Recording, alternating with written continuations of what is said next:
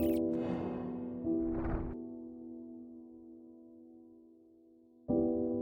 right, congratulations. We have reached the end of module 1 of the course. This has been very, very long, but hopefully we've talked about a bunch of things, and hopefully you've been doing the exercises as we've been going along to help put these learnings into practice. So we've talked about strategizing. We talked about finding your niche.